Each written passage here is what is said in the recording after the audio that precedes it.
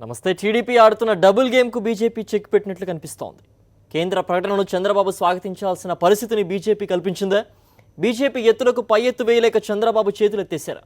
KCR political comment ఇప్పుడు చూద్దాం. ఆంధ్రప్రదేశ్ ప్రత్యేక హోదా విషయంలో కేంద్రం నో అని చెప్పేయడం ఒక ఎత్తు అయితే, ఏపీ ముఖ్యమంత్రి చంద్రబాబు నాయుడు దానికి చేతులెత్తేయడం మరో ఎత్తుగా ఉంది. ఏపీలో బీజేపీ ఎదుగుదలను విజయవంతంగా అడ్డుకున్న చంద్రబాబు నాయుడు ఈసారి మాత్రం బీజేపీ వ్యూహానికి తలొగ్గక తప్పలేదు. కేంద్ర ఆర్థిక మంత్రి అరుణ్ జైట్లీ ప్రత్యేక సాయం చేస్తామని ప్రకటన చేసిన సందర్భంగా చంద్రబాబు కూడా తనతో పాటు ఉండాలని కోరుకున్నారు.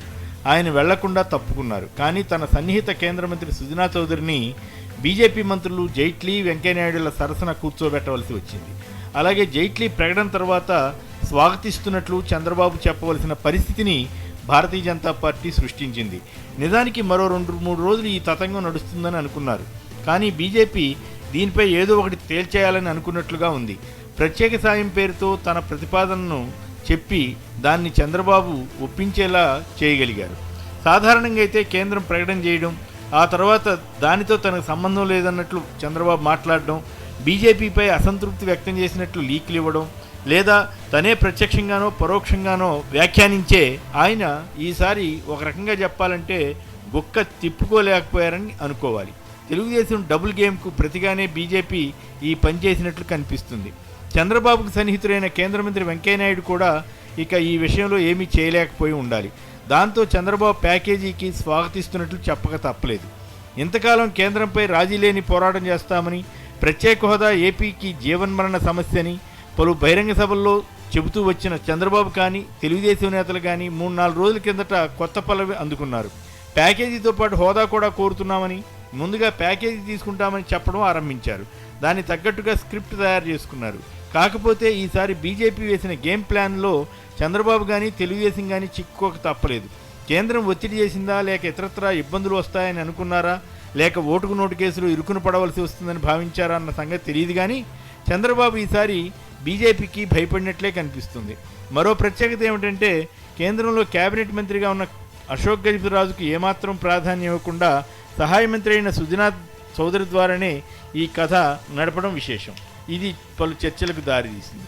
ఈ రాజకీయాలు ఈ విధంగా కొనసాగుతుంటే, ప్రత్యేక హోదాపై 5 కోట్ల మంది పెట్టుకున్న ఆశల మీద బీజేపీ, టీడీపీలు నీళ్లు చల్లాయని విపక్ష నేత, వైఎస్ఆర్ కాంగ్రెస్ అధినేత జగన్ బంద్కు పిలిపించారు. ప్రజల్లో దీనిపై ఎంతో ఆశ ఉన్నమాట నిజం. అప్పట్లో ప్రధాని మోడీ హామీ ఇవ్వడం కానీ, కేంద్ర మంత్రి వెంకయ్యనాయుడు 10 ఏళ్ళు ఇస్తామని చెప్పడం కానీ, ముఖ్యమంత్రి చంద్రబాబు నాయుడు 15 సంవత్సరాలు ఇవ్వాలని కోరడం కానీ, పవన్ కళ్యాణ్ వారికి మద్దతు ఇవ్వడం కానీ ప్రజల్లో ఒక విశ్వాసం ఇచ్చాయి. కానీ ఇప్పుడు పవన్ కళ్యాణ్ సీమాంధ్రుల ఆత్మగౌరవ సభ పెట్టి బీజేపీ, టీడీపీలతో సంబంధం లేనట్లుగా కనిపించడానికి యత్నిస్తున్నారు. ఆయన ఎంతవరకు నిలదీస్తారో తెలియదు. నిజంగానే జైట్లీ చేసిన ప్రకటనలో నిర్దిష్టంగా ఏమీ కనిపించలేదు. విదేశీ ఆర్థిక సాయంతో జరిగే ప్రాజెక్టులో రాష్ట్రం భరించే 30% కూడా కేంద్రమే భరిస్తుందని చెప్పారు. కానీ ఆ ప్రాజెక్టులు ఎన్ని గ్రౌండ్ అవుతాయో చెప్పలేం. అలాగే కోస్తా కారిడార్ పరిశ్రమల అభివృద్ధికి సాయం చేస్తామన్నారు. దీర్ఘకాలంలో ఇది కొంత ప్రయోజనం ఉండవచ్చు. పోలవరం ప్రాజెక్టుకు కొత్తగా వీరు చెప్పిందేమీ లేదు. పైగా రాష్ట్రం ఆసక్తిగా ఉంది కనుక కాంట్రాక్ట్ పర్యవేక్షణ వారికి అప్పగిస్తామని జైట్లీ ప్రకటించడం ప్రమాదకరంగా కనిపిస్తుంది. ఇప్పటికే పట్టిసీమ కోసం పెట్టిన ఖర్చును పోలవరంలో కలిపి వివాదం చేసిన రాష్ట్ర ప్రభుత్వం దాన్ని ప్రచారానికే వాడుకుంటోంది, కానీ ఒక్క అడుగు ముందుకు వేసినట్లు కనిపించదు. ఈ దశలో మొత్తం ప్రాజెక్టు అప్పగిస్తే దాని పరిస్థితి ఏమవుతుందో తెలియదు. కేంద్ర ప్రభుత్వం ఏపీకి అసలు ఏమీ ఇవ్వలేదని కూడా అనలేం. ఒక రాష్ట్రానికి సుమారు 9,000 కోట్ల రూపాయల ఆర్థిక సాయం చేయడం తక్కువేమీ కాదు.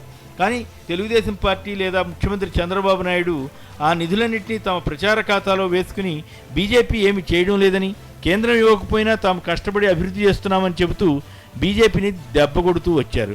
దాన్ని కేంద్ర మంత్రి, బీజేపీ నేత వెంకయ్యనాయుడు లాంటి వారు ఆదిలోనే ఖండించి ఉంటే బీజేపీ అంతగా అప్రదిష్ట పాలయ్యేది కాదు. ఈ నేపథ్యంలో ప్రత్యేక హోదా అంశంలో 2 పార్టీలు కలిసి ఈ 2 ఏళ్లుగా డ్రామా ఆడాయన్న భావన ప్రజల్లో రావడానికి ఆస్కారం ఏర్పడింది. అందుకే రాజకీయాల్లో డ్రామాలు ఎల్లవేళలా పనిచేయవని గుర్తించాలి. ఆ డ్రామాల ఊబిలో ఈ 2 పార్టీలు చిక్కుకుని ఆంధ్రుల ఆత్మగౌరవానికి చిహ్నంగా మారిన ప్రత్యేక హోదా అంశం ఆ పార్టీలను ఉక్కిరిబిక్కిరి చేస్తున్నదని భావించాలి.